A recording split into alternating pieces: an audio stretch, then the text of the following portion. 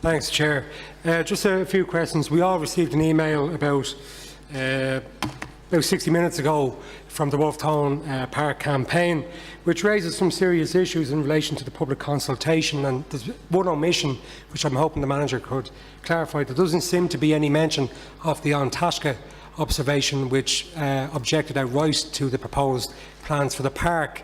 So if we could get some information on that. But also, I do remember Councillor Flynn in the spring of 2015 had a motion in his area, the central area in which the park is located, which was to call on the council to go with the original 2001 plans for the park, which are diametrically opposed to the plans that we have in front of us. They go in a completely different direction. They're about greening the space, opening the space, having railings included.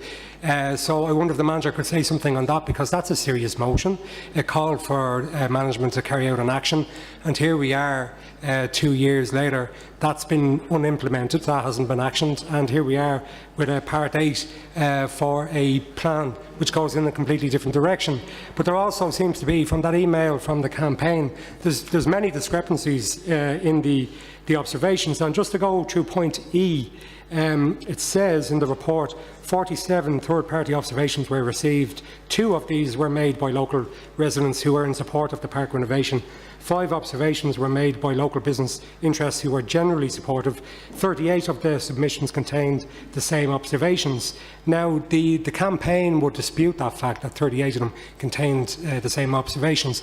And this strikes me as being similar to the busking issue that we had over a year ago, in which many observations that were made by different parties were all counted as one because they touched upon some of the same issues. So there's major issues with this Part 8, and I don't think we should accept it. Thanks, Chair.